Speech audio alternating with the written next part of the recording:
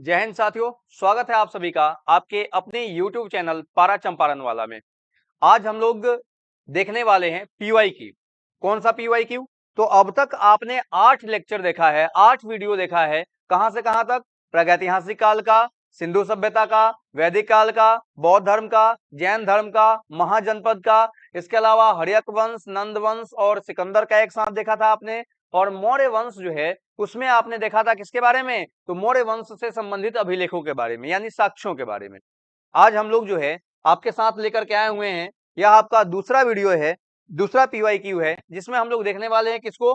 वैदिक सभ्यता को, बौद्ध धर्म और जैन धर्म। इनसे रिलेटेड जो प्रीवियस ईयर के क्वेश्चंस हैं, जो पिछले एग्जाम्स में पूछे गए सवाल है, उन सभी सवालों को हम यहाँ पर लेकर के आए हैं। तो आइए हम लोग शुरू करते हैं।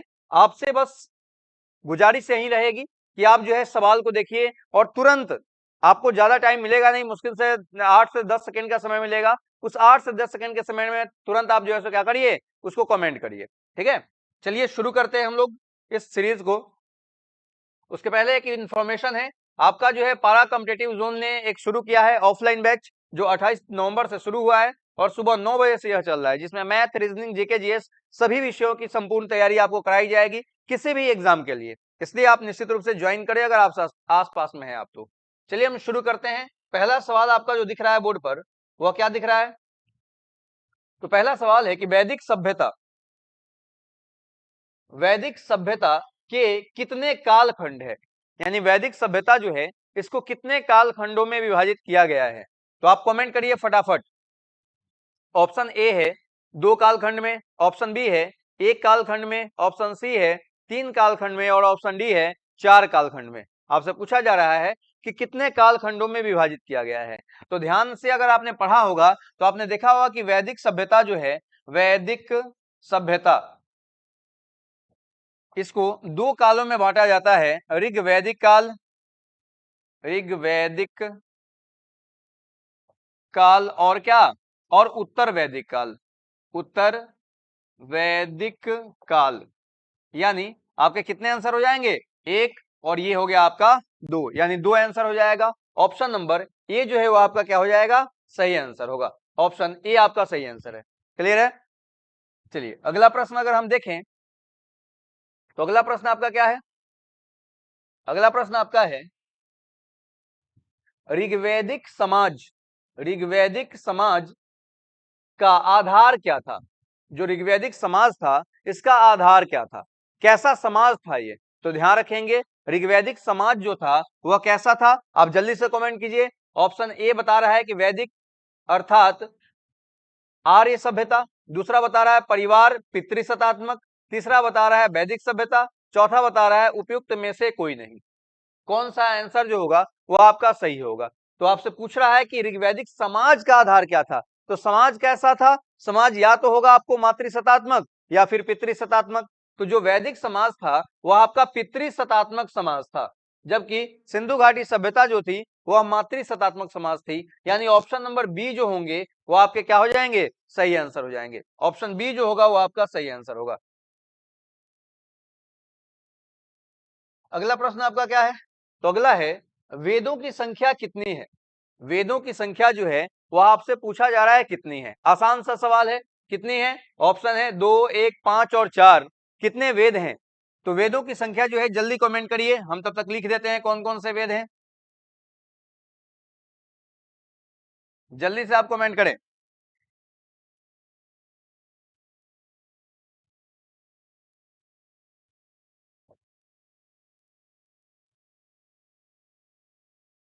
यजुर्वेद और चौथा जो है आपका वह है क्या? अथर्ववेद।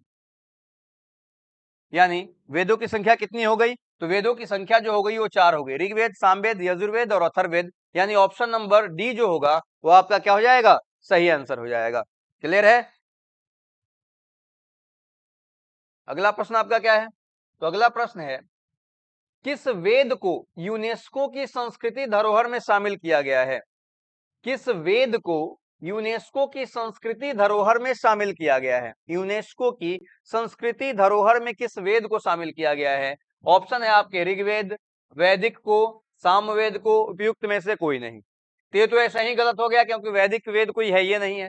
दूगो वेद है आपका ऋग्वेद, सामवेद, उपयुक्त में से कोई नहीं। इसमें से कौन है जिसको यूनेस्को की संस्कृति धरोहर की सूची में शामिल किया गया है? तो ध्यान रखेंगे ऑप्शन नंबर ए जो होगा वो आपका क्या हो जाएगा? सही आंसर हो जाएगा। ऋग्वेद जो है इसको संस्कृति धरोहर की सूची में क्या किया गया है? शामिल किया गया है। अगला प्रश्न आपका क्या है? तो अगला प्रश्न है पूर्व वैदिक या ऋग्वैदिक संस्कृति का काल किसे माना जाता है? पूर्व वैदिक या ऋग्वैदिक संस्कृति का काल किसे माना जाता है? आपने पीछे ही देखा था, आप कमेंट करके बताइए कौन सा सही होगा। 1500 ईस्वी पूर्व से 1000 ईस्वी पूर्व, 1000 ईस्वी पूर्व से 600 ईस्वी पूर्व और 1200 ईस्वी पूर्व से 1000 ईस्वी पूर्व, या उपयुक्त में से कोई नहीं। कौन सा सही आंसर होगा? तो जो ऋग्वेद वैदिक काल जो है दो कालखंडों में बांटा गया है, उसमें से एक का जो समय अवधि है वह 1500 बीसी ईस्वी पूर्व से लेकर के और आपको 1000 ईस्वी पूर्व तक है, और दूसरे का कालखंड जो है वह 1000 ईस्वी पूर्व से लेकर के और 600 ईस्वी पूर्व है। यानी ऑप्शन नंबर सही कौन सा हो जाएगा? तो ऑप्शन नंबर सही हो जाएगा ए नंबर, यानी 1500 ईस्वी पूर्व से 1000 ईस्वी पूर्व। ऑप्शन ए जो है यह आपका सही आंसर है। क्लियर है? चलिए अगले प्रश्न की हम बात कर लें। तो अगला प्रश्न आपका क्या है? अगला प्रश्न दे रहा है कि किस फसल का ज्ञान वैदिक काल के लोगों को नहीं था? इसमें बहुत सारे फसल दिए गए हैं, आपसे पूछा यह जा रहा है कि इनमें से किसका ज्ञान वैदिक काल के लोगों को नहीं था? ऑप्शन है आपको जूट, कपास, तंबाकू, उपयुक्त में से कोई नहीं। कौन सा ऐसा फसल है जिसका ज्ञान वैदिक काल के लोगों को नहीं था? ठीक है, जल्दी से कमेंट करिए ए, बी, सी और डी कौन सा आंसर सही होगा। तो ध्यान रखिएगा तंबाकू जो है इसका ज्ञान वैदिक काल के लोगों को नहीं था, यानी ऑप्शन नंबर सी जो होगा वो क्या हो जाएगा? सही आंसर हो जाएगा। ऑप्शन सी आपका सही आंसर होगा। अगला प्रश्न है आपका उत्तर वैदिक काल क्या है? उत्तर वैदिक काल के वेद विरोधी और ब्राह्मण विरोधी धार्मिक अध्यापकों को किस नाम से जाना जाता था? उत्तर वैदिक काल में वैसे अध्यापक जो वेद का विरोध करते थे उनको जो है, या ब्राह्मण व्यवस्था का विरोध करते थे, उनको क्या कहा जाता था? अध्यापक, वरिष्ठ, श्रमण, या उपयुक्त में से कोई नहीं। कौन सा आंसर सही होगा? जल्दी से आप कमेंट करके बताइए ए, बी, सी या डी कौन सा सही होगा? जल्दी से कमेंट करें। प्राध्यापक, वरिष्ठ, श्रमण।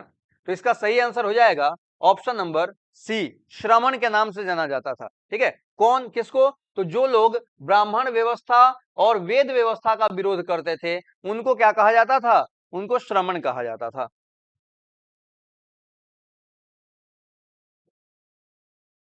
चलिए अगला प्रश्न आपका क्या कह रहा है? अगला कह रहा है कि वैदिक गणित का महत्वपूर्ण अंग है। वैदिक गणित, इसमें से कौन सा ऐसा गणित है जो वैदिक गणित का महत्वपूर्ण अंग है? मानवा, आपस्तंभ, शुल्ब सूत्र, या इनमें से कोई नहीं।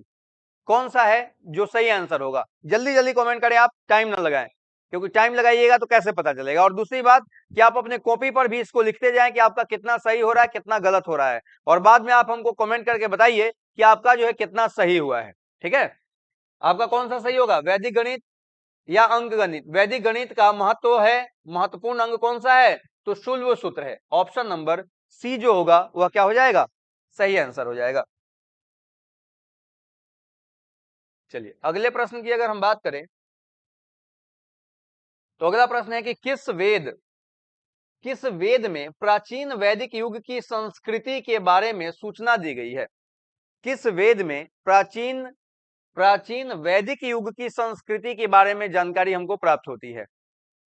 ऑप्शन ए है सामवेद, बी है ऋग्वेद, सी है ए और बी दोनों, और डी है उपयुक्त में से कोई नहीं।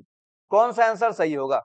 कौन सा वेद है जो हमको क्या बताता है? जो हमको वैदिक युग की संस्कृति के बारे में बताता है, वैदिक युग की संस्कृति के बारे में। ठीक है, तो ध्यान रखेंगे सामवेद और ऋग्वेद दोनों वैदिक युग की संस्कृति के बारे में बताता है, यानी ऑप्शन नंबर सी जो होगा वो आपका क्या हो जाएगा? सही आंसर होगा, ए और बी दोनों। ठीक है, वैदिक युग की संस्कृति का मतलब क्या हुआ कि उस समय का कल्चर, उस समय का रहन सहन तो आपने देखा ही होगा कि गीत वगैरह के बारे में सामवेद बताता है और आपको जो है पूजा पाठ के बारे में ऋग्वेद बताता है। तो ऑप्शन नंबर सी जो होगा वो सही आंसर होगा। अगला प्रश्न आपका क्या है? तो अगला है, ऋग्वैदिक आर्यों का मुख्य व्यवसाय क्या था? यानी ऋग्वैदिक आर्य जो है मुख्य रूप से जीविकोपार्जन के लिए क्या करते थे, कौन सा काम किया करते थे, यह आपसे पूछा गया है कि वैदिक आर्यों का मुख्य व्यवसाय क्या था। कृषि, मजदूरी, पशुपालन, उपयुक्त में से कोई नहीं, इनमें से क्या करते थे ये लोग? ठीक है, तो आप ध्यान रखेंगे, आपसे पूछ रहा है ऋग्वैदिक आर्य, ऋग्वैदिक आर्य पूछ रहा है। उत्तर वैदिक आर्य पूछता तो कोई और आंसर होता, लेकिन ऋग्वैदिक आर्य जब पूछ रहा है तो ऋग्वैदिक आर्य के लोग क्या थे, काहे आए थे भारत? तो पशु चराने आए थे, यानी कि मुख्य पेशा जो उनका था वह क्या था, वह पशुपालन था। यानी ऑप्शन नंबर सी जो होगा वह आपका सही आंसर हो जाएगा। ठीक है, ऑप्शन नंबर सी सही आंसर होगा, जबकि जो उत्तर वैदिक आर्य हैं उनका मुख्य पेशा, मुख्य व्यवसाय जो होगा वह कृषि हो जाएगा, लेकिन ऋग्वैदिक काल का मुख्य व्यवसाय जो है वह पशुपालन है। अगला प्रश्न आपका क्या कह रहा है? तो अगला प्रश्न कह रहा है कि भारतीय संगीत का आदि ग्रंथ कहा जाता है, यानी वह कौन सा ग्रंथ है जिससे हमको भारतीय संगीत के बारे में जानकारी प्राप्त होती है, यानी प्रेजेंट टाइम का कल्चर जो है उस टाइम में प्रचलन था। आपसे पूछा क्या गया है, उस वेद का नाम आप बताइए। ऑप्शन है आपके ऋग्वेद, अथर्ववेद, सामवेद या उपयुक्त में से कोई नहीं। कौन सा सही आंसर होगा, ए, बी, सी या डी? जल्दी से कमेंट करें आप। भारतीय संगीत का आदि ग्रंथ यानी भारतीय संगीत का जनक किस वेद को कहा जाता है? तो आपका सही आंसर कौन हो जाएगा? ऑप्शन नंबर सी सही होगा। सामवेद जो है इसको भारतीय संगीत का जनक कहा जाता है। ऑप्शन नंबर सी आपका सही आंसर होगा। अगला प्रश्न आपका क्या कह रहा है? तो अगला प्रश्न कह रहा है, प्रथम विधि निर्माता कौन थे? प्रथम विधि निर्माता, विधि निर्माता माने कानून निर्माता। जैसे वर्तमान टाइम के कानून निर्माता जो है वह भीमराव अंबेडकर को माना जाता है, विधि वेता जो है भीमराव अंबेडकर को माना जाता है, लेकिन आपसे पूछा क्या जा रहा है कि प्रथम विधि वेता कौन थे, प्रथम विधि निर्माता कौन थे? देवराज द्वितीय, मुक्का द्वितीय, मनु, उपयुक्त में से कोई नहीं। कौन सा सही होगा, ए, बी, सी या डी?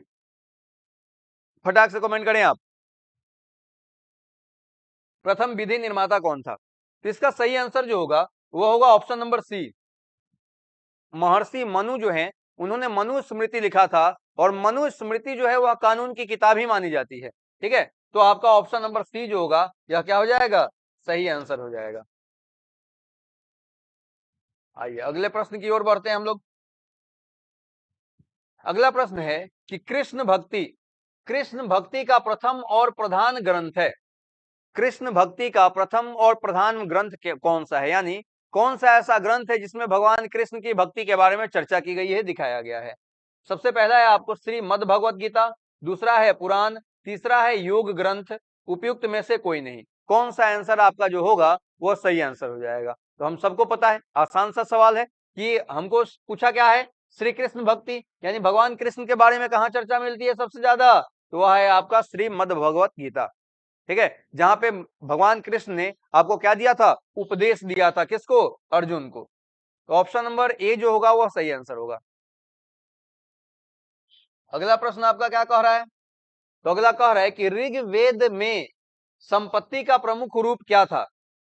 जो ऋग्वेद था वो उसमें संपत्ति का प्रमुख रूप किसको दिखाया गया है, किसको मुख्य संपत्ति, मूल संपत्ति माना गया है, जिसके लिए आपस में युद्ध वगैरह भी हो जाया करते थे? ऑप्शन है आपका गोधन, दूसरा है घोड़ा, तीसरा है गैंडा, चौथा है उपयुक्त में से कोई नहीं। वह कौन सा जानवर था जिसको जो है ऋग्वैदिक काल में संपत्ति का आधार माना गया है? ठीक है, तो उसका सही आंसर हो जाएगा कौन, गोधन। गोधन यानी गाय। ठीक है, गाय जो है वह आपको ऋग्वैदिक काल में मुख्य धन माना गया है, और गाय को क्या कहा गया है, गाय को जो है अधन्या, अधन्या कहा गया है। अधन्या मतलब न मारे जाने योग्य, और गाय के लिए जो है आपस में युद्ध तक हो जाया करते थे, इसलिए आपका सही आंसर ऑप्शन नंबर ए होगा। अगला प्रश्न है आपका, आरंभिक वैदिक काल में वर्ण व्यवस्था आधारित थी, जो शुरुआत का वैदिक काल था उसमें वर्ण व्यवस्था का आधार क्या था? शिक्षा पर आधारित था, जन्म पर आधारित था, व्यवसाय पर आधारित था या कर्म पर आधारित था? आपसे क्या पूछा गया है कि वर्ण व्यवस्था का आधार क्या था? जल्दी से कमेंट करिए। ऑप्शन ए, बी, सी या डी, कौन सा आंसर सही होगा? तो इसका सही आंसर क्या हो जाएगा? इसका सही आंसर हो जाएगा कर्म पर। इसको कह सकते हैं आप कार्य पर ना, कार्य पर आधारित थी या व्यवसाय पर आधारित थी। ध्यान रखेंगे आपको सी और डी दोनों आंसर जो है आपका सही है और सेम ही है, दोनों एक दूसरे के पर्यायवाची हैं। व्यवसाय पर आधारित या कर्म पर आधारित। ऋग्वेद में एक वाक्य है, कहा जाता है कि अगर किसी ब्राह्मण का बच्चा व्यवसाय व्यापार करने लगेगा तो वह शूद्र हो जाए, वह जो है वैश्य हो जाएगा। इस तरह की बातें जो है आपको सुनने को मिलती हैं। यानी प्रारंभिक वैदिक काल में जो वर्ण व्यवस्था था वह व्यवसाय या कार्य पर आधारित था। यानी कि ऑप्शन नंबर सी और डी दोनों सही होंगे।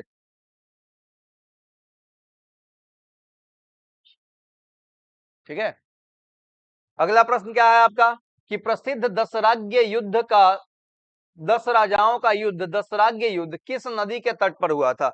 यानी आपसे पूछा गया है कि जो दशराज्य युद्ध हुआ है वह दशराज्य युद्ध किस नदी पर के तट पर हुआ है? तो आपको ये ऑप्शन है, ऑप्शन कमेंट करिए, तब तक हम आपको बता देते हैं। एक शासक थे जिनका नाम था भरत, भरत, और भरत कुल के एक शासक हुए, इन्हीं के संतान हुए जिनका नाम था सुदास, सुदास। और सुदास के दरबार में विश्वामित्र रहते थे, विश्वामित्र, विश्वामित्र रहा करते थे। और किसी कारणवश सुदास और विश्वामित्र में आपसी विवाद हो जाता है और सुदास विश्वामित्र को हटाकर इनके जगह पर महर्षि वशिष्ठ को अपना गुरु बना देते हैं, महर्षि वशिष्ठ को अपना गुरु बना देते हैं, जिसके विरोध में जो है आपको विश्वामित्र युद्ध का घोषणा कर देते हैं। और विश्वामित्र का सपोर्ट साथ जो है 10 अन्य राजाओं ने दिया था। उन 10 राजाओं को परुष्णी नदी के तट पर सुदास जो है क्या करते हैं, पराजित करते हैं। और पराजित करने का नतीजा ये होता है कि अब जो है आपको जो है इसको, इसी युद्ध को हम लोग दशराज्य युद्ध के नाम से जानते हैं। कौन सा नदी? तो परुष्णी नदी। ध्यान रखेंगे ऑप्शन नंबर ए जो होगा यह सही आंसर होगा। अच्छा, परुष्णी नदी जो है ना प्राचीन नाम है। अब आप हमको कमेंट करके बताइए कि परुष्णी नदी जो है वह किस नदी का प्राचीन नाम है? यानी परुष्णी नदी को वर्तमान में किस नदी के नाम से जाना जाता है, यह आप हमें कमेंट करें।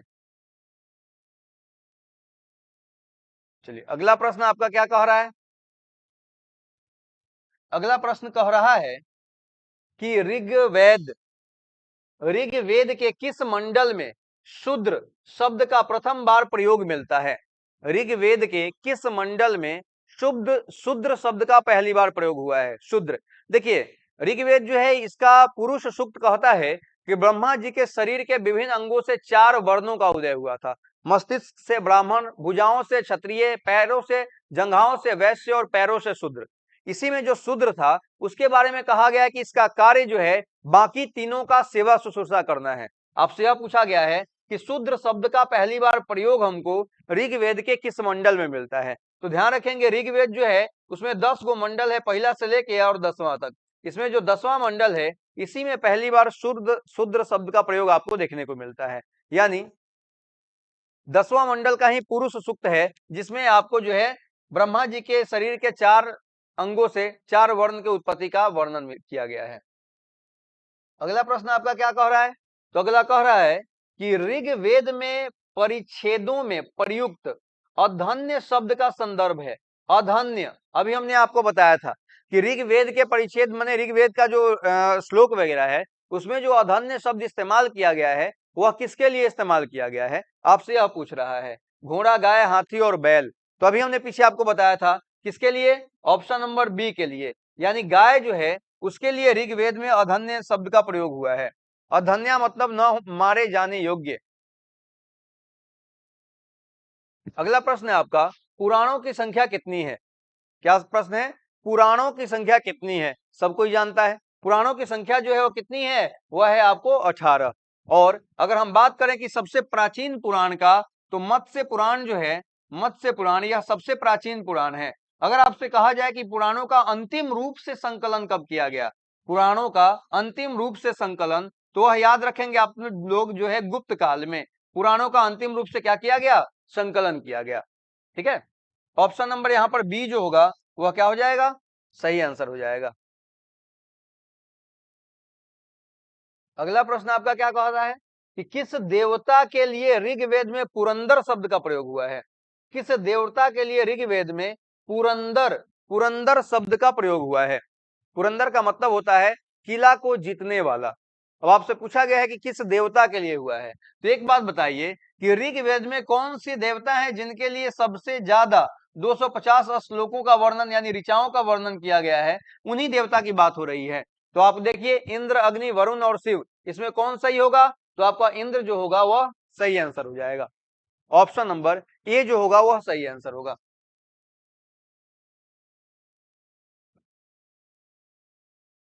अगला प्रश्न आपका क्या कह रहा है? अगला कह रहा है कि आर्य भारत में बाहर से आए और सर्वप्रथम बसे। आर्य भारत में बाहर से आए थे, यानी कि भारत के मूल निवासी आर्य नहीं है, बाहर से आए थे। और आपसे पूछा कि सबसे पहले वो बसे कहाँ थे? ऑप्शन देखिए, सिंधु प्रांत में, पंजाब प्रांत में, बंगाल प्रांत में और बिहार प्रांत में। तो आपने सुना होगा कि आर्य भारत में सप्त सैंधव प्रदेश में बसे थे। और सप्त सैंधव प्रदेश जो है वह उसी को वर्तमान टाइम में किस नाम से जानते हैं हम लोग? पंजाब प्रांत के नाम से जानते हैं। यानी ऑप्शन नंबर बी जो होगा वह क्या हो जाएगा? आपका सही आंसर होगा। पंजाब प्रांत जो है यह सही आंसर है। अगला प्रश्न क्या कह रहा है? तो अगला कह रहा है कि अध्यात्म ज्ञान के विषय में नचिकेता और यम के संवादों का संवाद किस उपनिषद में प्राप्त होता है? यानी नचिकेता और यम के बीच जो वाद विवाद हुआ है, उस वाद विवादों का वर्णन हमें किस उपनिषद से प्राप्त होता है? आपसे यह सवाल किया गया है, बताइए जल्दी से। कौन सा होगा? ए, बी, सी या डी? कौन सा? बृहदारण्यकोपनिषद, छांदोग्योपनिषद, कठोपनिषद या केन उपनिषद? कौन सा सही होगा? तो इसका सही आंसर हो जाएगा ऑप्शन नंबर सी, कठोपनिषद जो है उसमें आपको क्या किया गया है? यम और नचिकेता के संवादों का वर्णन किया गया है। यानी ऑप्शन नंबर सी जो होगा वह सही आंसर होगा। अगला प्रश्न आपका क्या कह रहा है? तो कह रहा है कि भारत के किस स्थान की खुदाई से लौह धातु के प्रचलन के प्राचीनतम साक्ष्य मिले हैं? यानी भारत में किस जगह पर खुदाई हुआ जहां से सबसे पहले आपको लोहे का साक्ष्य मिला है? ए है बुगाजकोई, बी मेहरगढ़, सी अंतरजी खेरा और डी कालीबंगा। ए, बी, सी और डी कौन सा आंसर सही होगा? आपसे यह सवाल किया गया है। भारत के किस स्थान की खुदाई से लौह धातु के प्राचीनतम साक्ष्य मिले हैं? जल्दी से कमेंट करिए। इसका सही आंसर क्या हो जाएगा? मैं आपको एक हिंट देता हूं, यह जगह जो है यूपी में है।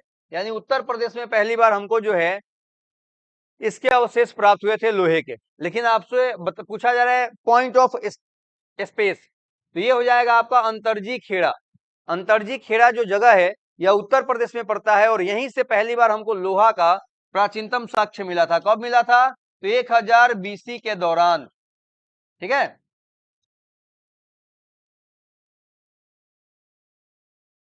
अगला प्रश्न क्या कह रहा है? तो अगला कह रहा है कि गायत्री मंत्र किस पुस्तक में मिलता है?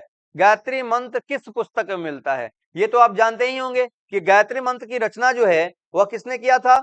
विश्वामित्र ने किया था। और आपको जो है किसके लिए किया था? तो सविता देवता के लिए किया था। कहाँ किया था? तो तीसरे मंडल में किया था। लेकिन आपसे पूछा है किताब का नाम, तो किताब का क्या नाम है? गायत्री मंत्र किस पुस्तक में वर्णित है? तो वह जो है आपको ऑप्शन नंबर डी सही आंसर होगा, ऋग्वेद में वर्णित है। ठीक है, गायत्री मंत्र का प्रथम वर्णन जो है हमको ऋग्वेद में सुनने को देखने को मिलता है। अगले प्रश्न की अगर हम बात करें तो क्या कह रहा है कि अगला कह रहा है किस वैदिक ग्रंथ में वर्ण शब्द का प्रथम नामोल्लेख मिलता है? इसमें से कौन सा वैदिक ग्रंथ है जिसमें पहली बार वर्ण का वर्णन मिलता है?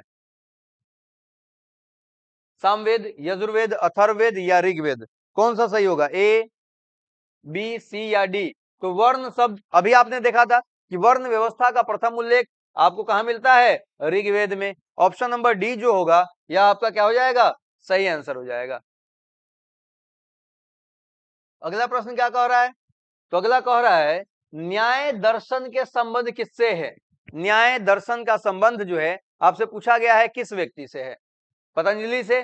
पतंजलि से जो है योग दर्शन का ज्ञान मिलता है हमको। गौतम ऋषि से? तो बिल्कुल सही आंसर ऑप्शन नंबर बी जो होगा यह क्या हो जाएगा? गौतम ऋषि सही आंसर होगा। महर्षि कणाद जो है प्रथम व्यक्ति हैं जिन्होंने यह बताया था कि इस दुनिया के जितनी भी इवेंट, जितनी भी चीजें बनी है, सबका जो सबसे स्मॉलेस्ट पार्टिकल है वह क्या है? वह परमाणु है। यानी कि परमाणुओं से मिलकर के इस दुनिया की सभी वस्तुओं का निर्माण हुआ है। यह बात पहली बार महर्षि कणाद ने बताया था। ठीक है, चलिए। अच्छा, इसमें देखिए कपिल मुनि दिया है, ऑप्शन नंबर डी। कपिल मुनि जो है वो सांख्य दर्शन के प्रणेता माने जाते हैं। अगला प्रश्न क्या कह रहा है? तो अगला कह रहा है यज्ञ संबंधी विधि विधानों का पता चलता है, यानी यज्ञ कराने के लिए जो विधि विधान है इसका पता हमको किस वेद से चलता है, किस वेद में इसका जानकारी दी गई है। तो आपने सुना होगा एक वेद के बारे में कि फलाना वेद कर्मकांड प्रधान वेद है। तो जो कर्मकांड प्रधान वेद है उसी से इसकी जानकारी मिलती है। और कर्मकांड प्रधान वेद कौन सा है? यजुर्वेद है। यानी ऑप्शन नंबर बी जो होगा वह क्या हो जाएगा? आपका सही आंसर हो जाएगा।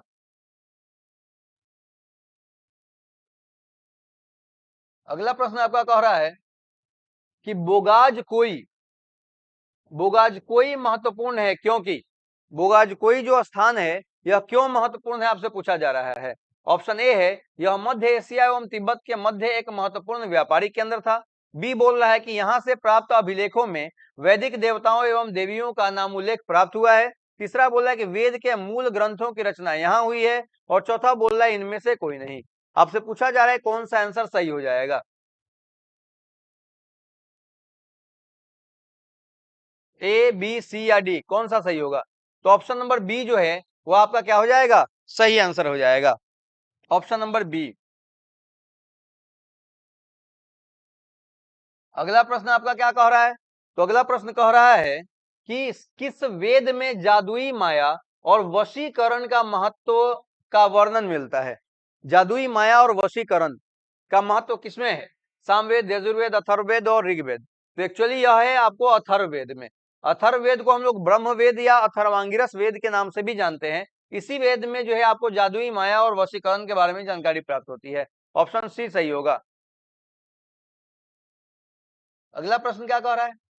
तो अगला कह रहा है अवेस्ता, अवेस्ता और ऋग्वेद में एक समानता है। अवेस्ता किस क्षेत्र से संबंधित है? अवेस्ता और ऋग्वेद दोनों जो है धार्मिक ग्रंथ है और प्राचीन धार्मिक ग्रंथ है। आपसे यह पूछा है कि अवेस्ता जो है उसका संबंध किससे है, किस क्षेत्र से है? तो ऑप्शन है आपको ईरान से, भारत से, मेसोपोटामिया से या चीन से। कौन सा सही होगा? ए, बी, सी या डी? तो इसका सही आंसर जल्दी कमेंट करें आप, जल्दी। तो अवेस्ता का संबंध जो है किससे है? तो उसका संबंध जो है ईरान से है। ठीक है, ईरानियों का प्रमुख धार्मिक ग्रंथ जो है वह अवेस्ता है। अगला प्रश्न क्या कह रहा है कि आर्यों के आर्कटिक होम सिद्धांत का पक्ष किसने लिया था? किसने बताया था कि आर्कटिक मूल रूप से आर्य मूल रूप से आर्कटिक प्रदेश के निवासी थे और वो आकर के भारत के क्षेत्र में बसे थे? यह बात किसने कहा था? तो सही आंसर हो जाएगा बीजी तिलक, बाल गंगाधर तिलक जो हैं उन्होंने यह बात कही थी। यानी ऑप्शन नंबर ए जो होगा वह सही आंसर हो जाएगा। अगला प्रश्न क्या कह रहा है?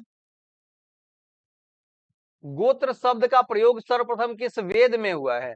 गोत्र शब्द का प्रयोग, पहला प्रयोग जो है, पहली बार प्रयोग किस वेद में हुआ है आपसे यह पूछ रहा है। ध्यान रखिएगा, गोत्र नामक संस्था का विकास किस समय में हुआ? तो अथर्ववेद में। लेकिन अगर आपसे पूछे कि पहला जो है गोत्र शब्द का प्रयोग पहली बार किस वेद में हुआ है, तो आपको ऋग्वेद में हुआ है। ऑप्शन नंबर डी जो होगा वह सही आंसर हो जाएगा।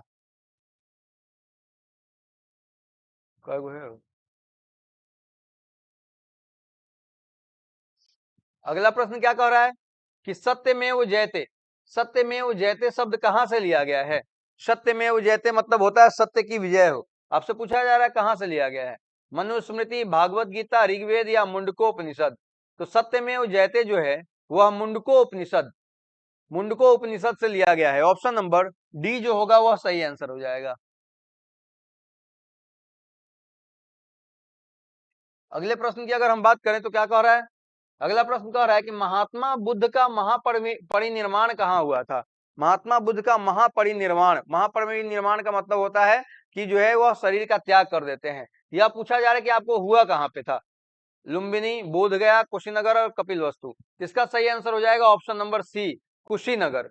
क्योंकि लुम्बिनी में उनका जन्म हुआ था, बोधगया में ज्ञान की प्राप्ति हुई थी और आपका कुशीनगर में महापरिनिर्वाण हुआ था। और कपिल वस्तु जो है यह लुम्बिनी जो है कपिलवस्तु के क्षेत्र में ही पड़ता है। ठीक है, ऑप्शन नंबर सी सही आंसर होगा।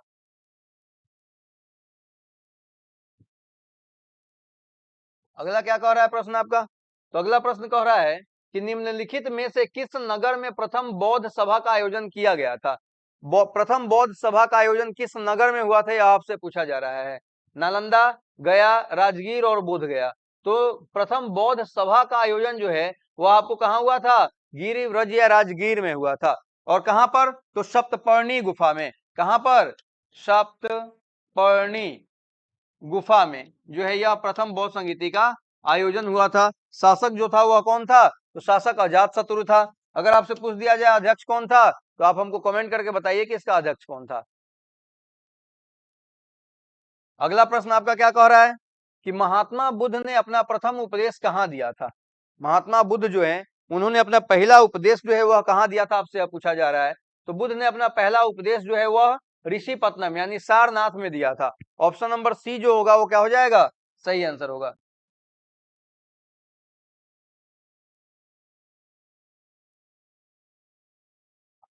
अगला प्रश्न क्या कह रहा है आपको? तो अगला कह रहा है महात्मा बुद्ध ने अपना प्रथम धर्म चक्र प्रवर्तन किस स्थान पर किया था? धर्म चक्र प्रवर्तन का मतलब होता है अपने ज्ञानों को बांटना। तो महात्मा बुद्ध ज्ञानों को बांटना कब शुरू किए थे? तो वो शुरू किए थे कहां पे शुरू किए थे? तो वो शुरू किए थे आपको सारनाथ में। यानी ऑप्शन नंबर बी जो होगा वह क्या हो जाएगा? सही आंसर होगा। अगला प्रश्न आपका क्या है? तो अगला प्रश्न है आपका आजीवक संप्रदाय के संस्थापक कौन थे? आजीवक संप्रदाय, एक्चुअली इस संप्रदाय की उत्पत्ति जो है जैन धर्म से हुई है। आपसे पूछा जा रहा है कि आजीवक संप्रदाय के संस्थापक कौन थे? तो मखली गोशाल या मखली पुत्र गोशाल जो थे वो संस्थापक थे। किसके? तो आजीवक संप्रदाय के। और ध्यान रखिएगा यही वो आजीवक संप्रदाय है जिसको अशोक ने बराबर की पहाड़ी में और अशोक के पौत्र जो है दशरथ ने नागार्जुन की पहाड़ी में गुफाओं का निर्माण किया तथा इनको डोनेट कर दिया था, आजीवकों को दे दिया था। अगला प्रश्न क्या कह रहा है? तो अगला कह रहा है आपका उत्तर प्रदेश में बौद्ध एवं जैनी दोनों की प्रतिमा का तीर्थ स्थली है। उत्तर प्रदेश में बौद्ध और जैन दोनों की प्रतिमा का तीर्थ स्थली कहाँ है? तो है आपको कुशीनगर में। ऑप्शन नंबर डी जो होगा वह सही आंसर हो जाएगा।